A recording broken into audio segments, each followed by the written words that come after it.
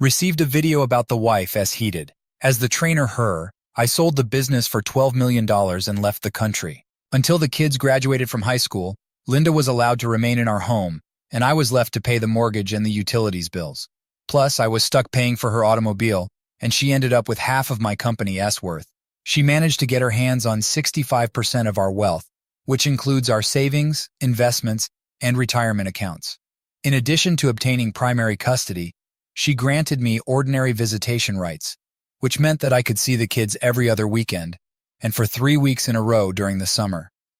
The amount of child support was determined to be $1,600 per month, with $800 each kid. Her monthly maintenance award was $2,200, as she hadn't worked in the past 6 years. If I did not withdraw the petition, the divorce would be completed in 120 days. With a clap of her gavel, Judge Patricia Thompson rose to her feet. I felt compelled to do it. A single phrase I said altered the trajectory of my life for the better part of a few months. I offered to describe it for her if she needed help since I was confused and didn't know what was so difficult to grasp. In the midst of her movement, Judge Thompson halted, her head jerking toward me at a rate that made me fear her neck may crack. She gave me that look as if I'd just done the worst thing imaginable. She sat back down slowly, her expression changing from amazement to fury. Her intense stare might have chilled the sun. It was a gross understatement to say she was furious. She asserted her intelligence and knowledge of what was to come. Nothing bothered her. I had 1 minute to apologize before she could consider me in contempt of court. The next minutes were all prearranged. In response, I expressed my complete disdain for the circumstance by saying that she would have accomplished something that day.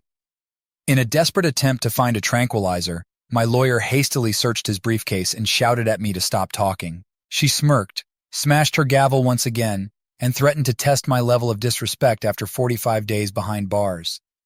As a sarcastic aside, I proposed 90 days and politely inquired as to whether she would be interested in considering an extension.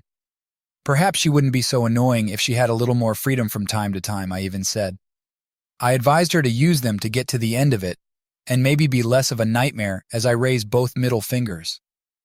I don't think anybody in history has ever needed a change as she did. After giving it some thought, I came to the conclusion that someone could have called 911.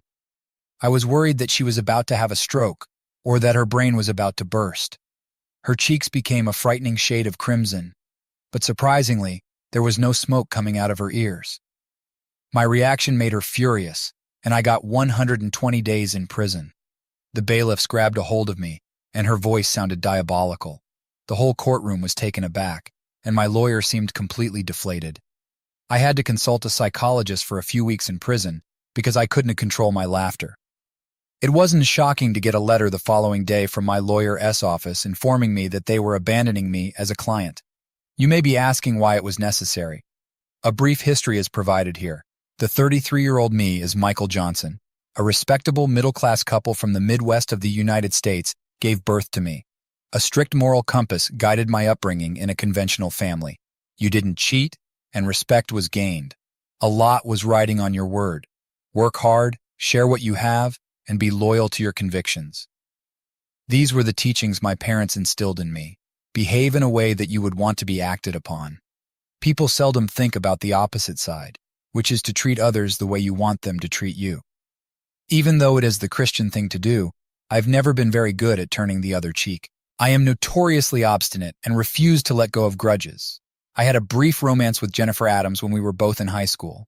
We had a disagreement and ended things, but we both knew it was only temporary. We'd take a break over the weekend and be back to each other by Tuesday. It was unfortunate that on Sunday, I saw my cousin James bringing Jennifer to the cinema. Because we were the same age and spent our childhoods together, James and I were like brothers. Despite his knowledge that we would likely reconcile, he proceeded to ask her out nevertheless. I considered him dead to me at that point. In spite of Jennifer's best efforts on Tuesday, I chose to ignore her.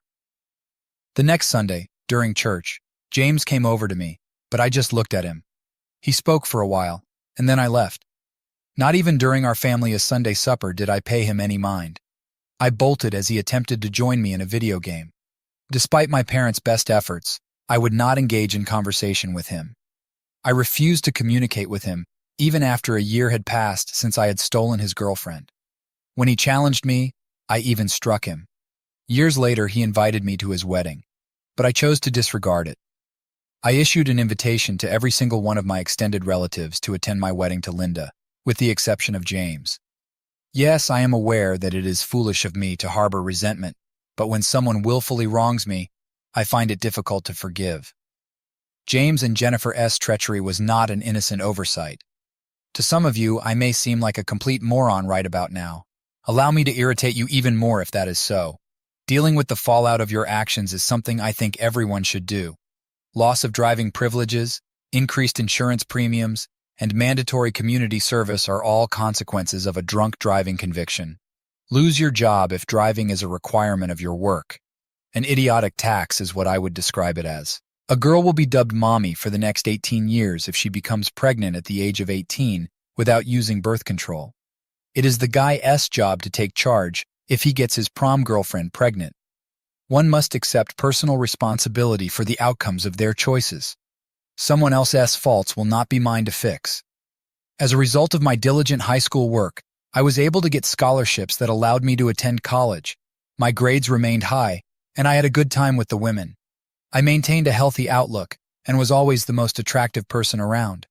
I kept in excellent condition and won more battles than I lost, even though I got into more than my share of conflicts due to my convictions. I was beautiful enough to women. I got my bachelor's degree in economics and my master's in business administration after completing a minor in accounting. I was able to get a respectable position with a well-paying employer. Because I was unmarried and had a little money, I decided to try my hand at stock market trading and discovered I was good at it. I think I did okay. At a party a few months into my employment, I met Linda. We were quickly friends. Everything started when I asked her out on a date. I don't say this just because she was my girlfriend. She was stunningly gorgeous. Her presence drew attention wherever we went. When we split up, every single one of my friends said they would attempt to move in with us. Attempts to transform her were even made fun of by my lesbian friends. I finally made the proposal. She said yes, and we tied the knot. Linda did the same thing. Rumor has it that she pursued a Master of Science in Rural Social Work degree. Although she was unsuccessful in her attempt, she was able to get a degree in art history and secure employment as a barista at a nearby coffee shop. For the uninitiated, a woman with an MRS degree is a symbol of a woman who delays femininity by attending college and then returns home with a spouse to support her. I am, in fact, a conceited moron. Amble away. Married life was easy for us. An whole week before to the wedding, Linda left her employment to devote herself entirely to becoming a stay-at-home mother. We purchased a lovely 3-bedroom home, and our sexual lives were wonderful. I had a successful career and was raking in the dough from the stock market. Since we weren't living it up, we managed to save quite a bit. I invested every cent of my bonus and put every dime of my $450,000 to good use. To retire before the age of 45 was my goal. Because I was so good at my job, I was able to climb the corporate ladder and earn large bonuses and promotions. After we were married for a while, I returned home one Saturday to see Linda all dolled up and beaming. Holy cow, did she just say exactly what I thought she said? Daddy, get dressed and showered quickly, because we're going out to celebrate tonight. Even while it wasn't completely unexpected, we had been trying for a few months, it was nonetheless shocking. I turned her around and kissed her all over, thinking that we would have to tone down the festivities due to her pregnancy and the impending arrival of the kid. That night, we were the talk of the town.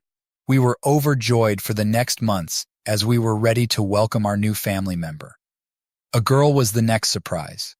Being a daddy's daughter was something I was looking forward to. Everything was perfect for me. Finally, the day arrived, and we made a beeline for the hospital. A few hours later, our beautiful, healthy baby girl was delivered, complete with all of her digits. She remained in the hospital for a few more days due to her young age, but we were able to take her home without any complications. Both sets of grandparents welcomed us. The mood was light. My mother found herself fixated on her. Having the grandchild she had always desired made her very happy. Our lives were upended. I came to the conclusion that the distance between my family and my job at the large corporation was too much. I started my own business after saving a substantial amount of money. After obtaining the appropriate permits, I launched my own investment business after seeing good returns on my investments. My family and friends were already receiving my assistance, so I approached them about becoming formal customers. That sparked action. Even several of my former coworkers have transferred their portfolios to me. I was able to build a respectable clientele and attract more potential members in only 1 year. There is no way to go down when you are at the top of the globe. Our little girl's third birthday bash was a real showstopper. Even though she wouldn't remember it, we commemorated the occasion and captured footage for her to savor in her later years. Family members from both sides were there. Everything at the party took a turn for the worst when I overheard a talk that stopped everyone from enjoying themselves. The hall bathroom was full, so I went to our bedroom where it was peaceful, to use the restroom. Just as I was ready to leave, I overheard my mom and her sister chatting in the hallway. The origin of the girl's blue eyes was something Mom couldn't have fathomed, she said. She was advised by her sister Samantha to inquire with me about it. Mom said she was afraid I would be devastated if I discovered she wasn't really mine. She was concerned about the impact of the truth on me and how pleased I was. I was unable to continue listening. In silence, I made my way back to the restroom and secured the door. I had to give it some thought, but surely the girl was meant to be mine. We must have shared blue eyes with some distant relative. In contrast to Linda's more hazel eyes, mine were a murky brown. Within my mental representation of my extended family, the lone one devoid of brown eyes was my cousin Hannah, whose non-blood-related father aside contributed to her green eyes. I dawned to remember any blue-eyed relatives of Linda S. I had to gather myself and go back to the celebrations before anybody noticed I was absent for a long. I hid my feelings, seemed to be happy, and went back to the party, where I endured a difficult day and planned my next move. Everything calmed down and everyone departed after a while. I studied the girl's face intently when I put her to bed that night. It felt like none of them resembled me, and some looked like Linda, while others were completely alien. I used a business credit card to conceal the invoice the next day, when I had office supplies delivered while Linda slept with the girl. In the meantime, I looked into private investigation agencies in my area. I couldn't get the feeling that Linda had cheated on me almost 4 years ago. Would it be fair to call her disloyal if she did cheat? I needed evidence. I met with Elite Investigations and hired them a few days after the requested materials arrived. Everything they needed to get into Linda S. laptop, tablet, and mobile phone was given to them by me. Also, at the same time, I did a few things with my money. All of this wouldn't have happened if the girl were mine and she hadn't been cheating. On the other hand, it would protect my funds from her if my suspicions were correct. I would neither condone her adultery or take responsibility for her child's upbringing. Both the girl and I were completely blameless victims. They might shoulder the financial burden if she decided to become pregnant by someone else. It was still early, but I was waiting for confirmation. I got the letter at my workplace 2 weeks after that. I unlocked my door and sobbed for an hour. Realizing she wasn't mine was a crushing blow. I knew it was true, yet I held on to hope nevertheless. After gathering all the necessary evidence, my PI met with me the next day to present it to me. Linda continued to see her personal trainer, a blonde with blue eyes. Twice a week she even brought the girl to his apartment. The audio proved that they knew who the biological father was. A divorce attorney was my first point of contact the next day. I ignored his customary counsel in favor of putting the child's needs first and insisted on getting the paperwork ready to file when the time was right. I surprised Linda after 2 months of planning, during which time I had no assets and no net income. On that particular weekend, my cousin James and his wife Jennifer arrived there. I informed them that a few weeks before, they had visited me at my workplace.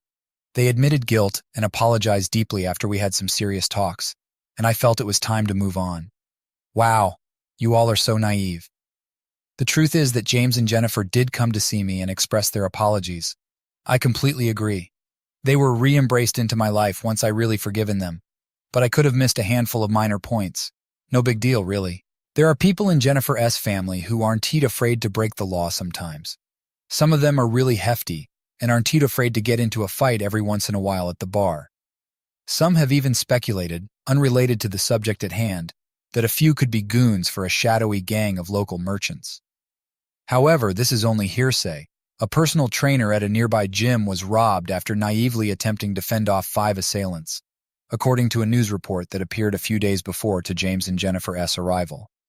He sustained many injuries, including a fractured jaw, nose, ribs, arm, kneecap, and testicles. His time in the hospital would be considerable.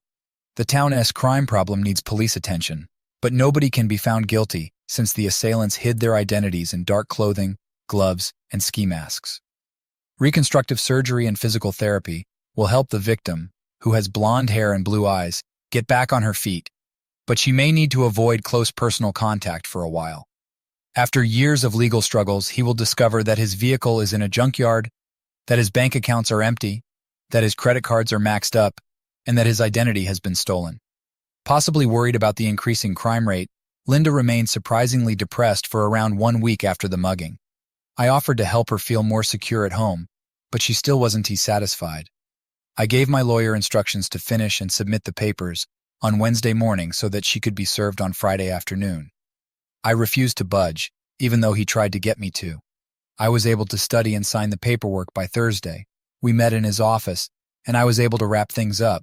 I figured I'd go along with his warnings and give her the home and assets nonetheless. Having said that, I was very explicit that I would not pay anything more. The mortgage and utilities would be her responsibility if she chose to retain the residence. Importantly, the investment accounts had been empty for more than 30 days. There was no problem with my giving her a perfect score of 0. Over the last few weeks, I had been stealthily removing my equipment and personal belongings from the home and garage, unbeknownst to Linda. James and Jennifer S. Ranch became a temporary home for most of my office equipment and bigger possessions, while a one-bedroom apartment I had discreetly acquired was used for smaller, less expensive goods. The building where this apartment was located was owned by an offshore LLC whose evasive owners made it very difficult to determine their connection to me. The arrival of Friday morning came at last. I went to work as usual, but this time I had a strategy. James had given me a hand relocating my vehicle to my workplace a couple of days before. After leaving my vehicle, I got into the truck and headed directly for the bank. Just $150 remain in our bank accounts after I emptied them all. I took care of emptying our safe deposit box as well. After that, I got in my car and headed to the ranch, where I hid all of my possessions and cash. I was afraid someone may find out where I had hidden my money or trace a wire transfer. What was ahead would need monetary resources. Why should you put your faith in Jennifer and James? Not complicated. The same offshore LLC controlled the mortgage on their property, and James remained family through it all. There are repercussions when you meddle with family. Upon our eventual reconciliation, the remainder of the family took offense. When I got back to my house later that morning, I stopped a little distance away to examine the GPS tracker that Linda had put on her vehicle. True to form, I found her at the mall. I drove into the driveway in a mad dash to get home. I had gathered all of my possessions and clothing in the garage a few days ago and had packed them up. Next, I hurriedly retrieved the remaining garments from the dresser and closet with their hangers and threw the boxes into the vehicle. We were able to put everything onto the vehicle in only a few trips. As I was leaving, I failed to secure the garage door or even the front door. My phone went off. Because her credit cards were denied, it was probably Linda. I chuckled as I quickly peered at the GPS signal, which showed that her automobile was heading in my way. After dropping my phone on the table, I got up and went out the door. I had covered many blocks in the time it took. When I got to my new apartment, I took everything out of the truck and put it all away. I was relaxing in my chair after 3 drinks when my brand new mobile phone started ringing. Linda was not one of the handful who had this particular number. When I picked up the phone, the other person informed me that she had been served. They told me the DVD will be on its way to me shortly. Ending the call with a simple, "Okay, thank you," I hung up. The video showed up in my inbox 15 minutes after that. Linda's disbelief was obvious. She was served and then collapsed on the floor, as shown in the video. After making sure she was okay, the process server departed. I would give everything to see her face when she perused the divorce petition and learned I had video and DNA proof of her infidelity. After then, progress was quite slow. My former workplace contacted me on many occasions to inform me that Linda had attempted to reach me via phone. The rumor that I had quit 2 weeks earlier was not believed by her. She went so far as to show there in person, making such a disturbance that the authorities had to come and remove her from the premises. After James called her a few times, she began to suspect his participation and began pressing him for answers. My old employer and James filed restraining orders against her, so she is now legally obligated to stop harassing us. My attorney tried to get in touch with her 2 weeks later to inquire about her legal representation, but she still hadn't retained one. With just the money in her purse and the $300 remaining in our accounts, she was rapidly running out of money. For help, she turned to her parents. In the meanwhile, I stayed out of her way, not beginning any new tasks and making sure nothing was left behind for her to take. Meetings were set up once she eventually obtained legal representation. I told my lawyer not to give her any more money, so I skipped the meeting and refused to go. Arbitration was the result of the unsuccessful meetings. There were inquiries about the funds throughout the arbitration process. Linda insisted, "Where's all the money, you idiot?" To which I responded, "What money? We are flat broke. I am living in the cheapest one-bedroom apartment I could find, picked for its affordability and my acquaintance with the owner. All investments, checking, and savings disappeared due to a disastrous investment. I thought bitterly about how I had invested in an irreconcilable spouse. It was accurate.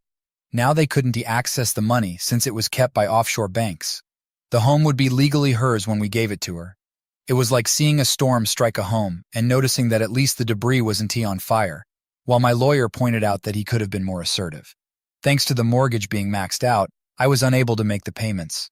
Everything took a turn for the worst once Linda let out a scream.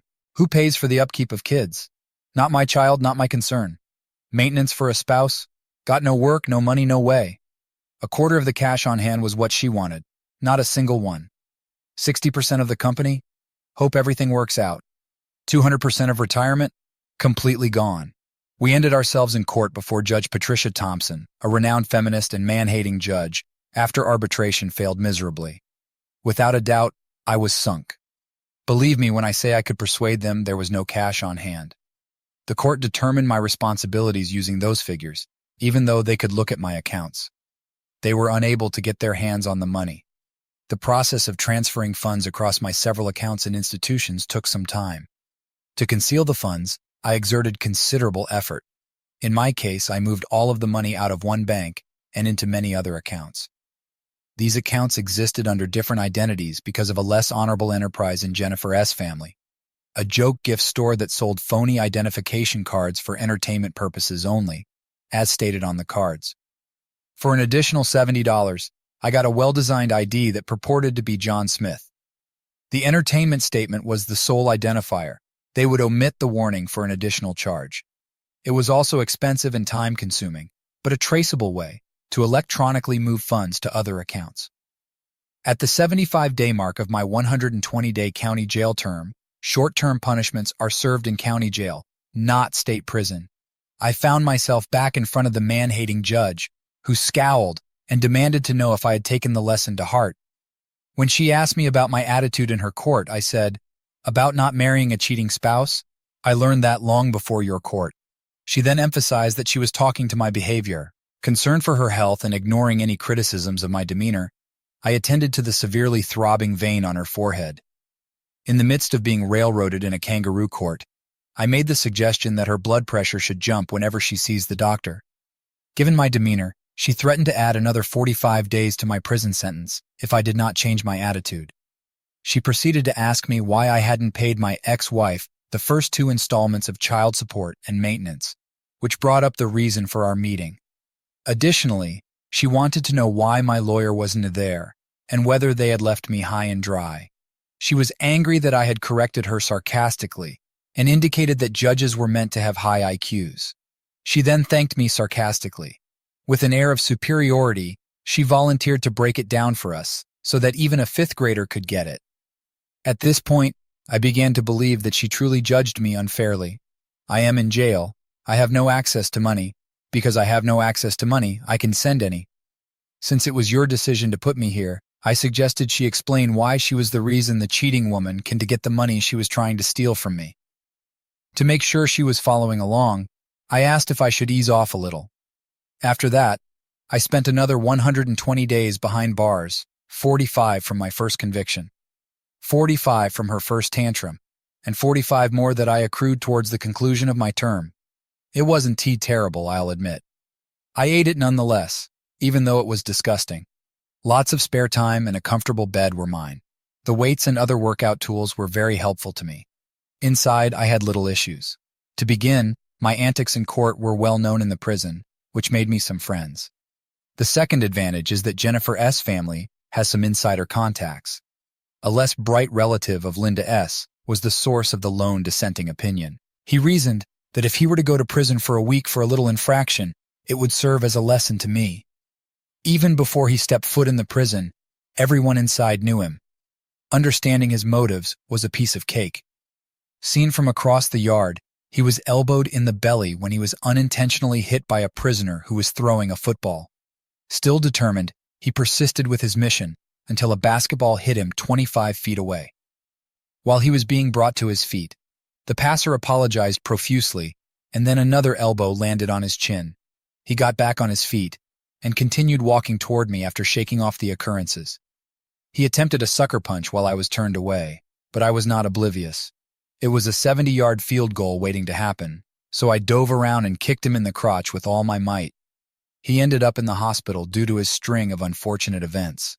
He continued to spend the most of his time in his cell until his release, refusing yard exercise 2 days later. She brought me back to court and asked whether I was prepared to apologize before turning to the judge. For what? I inquired, and she went on to detail my disgusting outburst in courts. I said, I really don't know what you're talking about.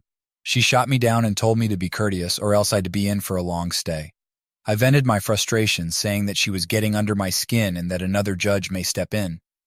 In a caustic manner, I implied that I could begin to stamp my feet and that if she were to have a stroke in court, an ambulance would be required. It had not been paid in accordance with the order for child support, maintenance, mortgage, or utilities, as I had pointed out. I made it clear that the children were not mine, that I would be unable to work or pay anything while in prison. My ex-wife was a cheat, I said, and she ought to die, or at least be charged with a crime for her actions. I said that I had given her half of the company, so she should have plenty of money, which brought up another concern. They were unable to seize Linda S.'s share of the company, as Linda S.'s attorney interrupted to clarify. They hadn't identified the true owners when Mr. Johnson sold his business to an international firm 3 months before, till he filed for divorce. A beautiful lady suddenly stepped up and introduced herself as a board member from the company that had bought the company. She sought to vacate the decision that had granted Mrs. Johnson any ownership stake in her ex-husband's firm. The acquisition had occurred before the divorce, she said, making it improper to grant ownership without the company's participation. This business was unrelated to the matter at hand, and they denied Mrs. Johnson's ownership claim. The proceeds from the transaction became the subject of some inquiry. The young lady clarified that all financial dealings and ownership transfers had place in other countries. I am not privy to that information, but my understanding is that the money from the purchase never entered U.S. territory, making it not subject to U.S. laws. Any claim on that money needs to be addressed with your ex-husband, possibly in the country where the money is located. Linda S. attorney continued, "Which country is that?" The female respondent said, "The initial transfer was to Switzerland, but it was moved shortly after. I don't know where it went after that." As his desperation level rose, my ex-lawyer brought up the fact that the home was on the verge of foreclosure due to 5 months of unpaid mortgage and impending utility cuts. He brought up the fact that Linda S.'s parents had pitched in at first, but that they were eventually overwhelmed. Linda managed to get a job as a server at a neighborhood restaurant, but her wages weren't enough to cover her expenses. I had 1 week to pay off all the past due payments, the judge told me as he turned to face me. I joked that she should teach me how to make money appear out of nowhere. I informed her that I was incarcerated and unable to work or access monies. Under the circumstances, expecting me to make payments was ridiculous. I brought up the fact that I was unable to afford legal representation and raised doubts about the veracity of the enigmatic stories they said I was concealing. There may have been such accounts, but I lacked the credentials to access them. Anyone may dispute the supposed funds from our bank, savings, and investment accounts if they can offer proof of these purported accounts. I detailed how, after some disastrous investments in the past, my business was in a terrible place, and I had to sell it at a loss just to pay the bills. Recognizing the court's doubt, I just shrugged, without caring whether they believed me or not. I implied that my ex-wife may have pilfered the funds when she was having an affair with one of her men. My complaint was rejected by her lawyer, who said that it was not reasonable. I said, "It makes as much sense as keeping me in jail without access to money and demanding I make payments." After I refused to pay, the court threatened to put me in prison indefinitely. I just looked at her in disbelief and said, with a hint of sarcasm, that it was smart of them to keep me in a position where I couldn't satisfy their requests, even if they insisted I do. After Linda failed to make her mortgage payment for 4 months, the home was foreclosed upon, and she was evicted from her Lexus. Because renting was out of her price range, she returned to living with her parents and began working 30 hours a week at the cafe. Hurriedly, they pleaded I was hoping the court would let me go free so I could get my payments going. At the same time, her partner, who had just left the hospital and was beginning physical rehabilitation, was having trouble getting out of his financial jam. No new credit card accounts could be established in his name due to his terrible credit rating. It took him a long time to pay off his debts since he had poor auto insurance and had to work part-time at the gym to pay for expensive medical expenses and deductibles. I was able to get a lawyer and negotiate a release with the court so that I could get a job and begin paying payments. Suspicion of concealed finances and flight risk forced me to submit my passport. After moving in with James and Jennifer to their ranch, I got a job at a fast food joint. Even though I was aware that someone was watching me, I had already stashed away most of the money. Linda was granted a court order to garnish my minimal pay for the subsequent 4 months, but she received very little in return. During this time, James and I worked out the details of our plans. He packed up my residence and gave my possessions to my relatives while I was behind bars. In order to evade observation, packages were dispatched to a central location. Guests quietly relocated items during get-togethers with relatives and cookouts. I stayed home or worked all day to avoid going out. Due to Linda's persistent disruptive behavior, the fast food joint was able to get a restraining order against her. I was able to secure my employment by making a covert payment to the management. I began to get visits at the ranch from my lawyer, who had first represented the new owners of my previous firm. I ended up employing her as my legal counsel. During our meetups by the pool, she was very aggressive. I made a joke about how attorneys handle their values as if they were cash and disregard any ethical issues about our lawyer-client relationship. "Are you interested in my financial situation?" I did, in fact, sell my company. "Nope. I certainly didn't buy it for myself. I had every intention of denying Linda any share in the company I was selling. I kept the money out of Linda's hands by selling it abroad, where it is not subject to U.S. law. Because of the judgments against me, if I were to deposit any of it in a U.S. bank, it would be vulnerable to her claims. That just wasn't going to work.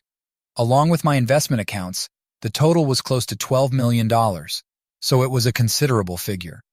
Approximately $250,000 was stashed away in different places, including safes, bank accounts, and deposit boxes. I still had roughly $200,000 on hand after deducting some of this money for my goals. I plotted my last move, well aware that I would not be keeping the money. We had a large cookout for the extended family on a bright Wednesday afternoon. A spectacular party was about to take place. I assisted James with the smoker and grill while my lawyer Lisa spoke with the visitors. An uncle of Jennifer S. came up to me later in the day to thank me for getting back to the family and helping out James and Jennifer. He gave me an envelope and we had a little conversation. I gave it to Lisa to keep secret. I made a big announcement later that night. The ranch's lien holder had verified that the mortgage had been paid in full, and James and Jennifer were the proud new owners of the property. An outburst of joy was set off by the news. We continued to party well into the night. Guests began to go when Lisa, who was traveling with 6 others, said that she had an early departure the next morning. She took off from an airport in the next state. She came for the party in her rented vehicle, having already packed and prepared everything. She skipped going back to her leased flat and went directly to the airport. As they strolled to the international airport, nobody paid attention to the guy clambering out of her vehicle in the parking garage, or the man strolling leisurely 60 feet behind her. In contrast to Timothy Walker, whose passport did not generate any suspicion, Michael Johnson was unable to leave the country, as he had given it up to the court. As the pair embraced on their way to Toronto on a first-class aircraft, not a single person even batted an eye. At that point, Lisa White vanished, and Timothy Walker and Emma Walker boarded their connecting trip to Ecuador without her. Chris and Anna Johnson reached their new hacienda on Belize's Caribbean coast 2 days after they left. Somewhere along the line, they joined the Mile High Club. There, in an odd place, was a weathered Chevy truck that looked just like the one that had gone missing from James and Jennifer S. property. The bench warrant for Michael Johnson was issued 2 weeks subsequent to the BBQ. For failing to show up or make contact, he was let go 2 days after the cookout. James and Jennifer went to court since he had not paid his ex-wife since then. A lawyer dressed sharply said that the couple should not be held liable for their cousin S' whereabouts after she hired a room and then vanished. They went so far as to sue him for rent arrears. The only thing they knew was that he disappeared one afternoon after getting in his old pickup truck. Even though doubts were rampant, evidence did not disprove their account. Tom Anderson oversaw a little charter fishing operation for a number of years, while Emma oversaw the running of their quaint seashore cantina. They made the most of their opulent home on one of the bigger haciendas and flourished in the sleepy little town. Periodically, guests such as Jennifer, James, and other relatives would drop by. Chris and Anna, who were madly in love, had a basic but wonderful existence. The cantina, or their opulent hacienda, was the venue of choice for social gatherings on most nights. They were welcomed into the society with open arms and a considerable amount of money. They were always quite kind when asked for donations. Whenever Chris wasn't tea on the water or at the cantina, he would try his hand at stock market trading. He would even assist people manage their money by opening accounts for them. A surprising turn of events befell Judge Patricia Thompson. A few years subsequent to my departure to Belize, her notoriously sexist wife was discovered in the midst of an affair. After marrying, the judge took in her wife's 3 kids as his own. After Judge Thompson and her ex-wife divorced, the court ordered her to pay alimony, child support, and mortgage payments. She was already in a terrible position when her ex-wife publicly continued their affair by moving her lover into the home. They acted much like any other couple, even though they weren't legally married. Their wedding was supposed to take place 1 week after their youngest child's college graduation, which happened to coincide with Judge Thompson's financial commitments ending. Thus rumors started circulating about it.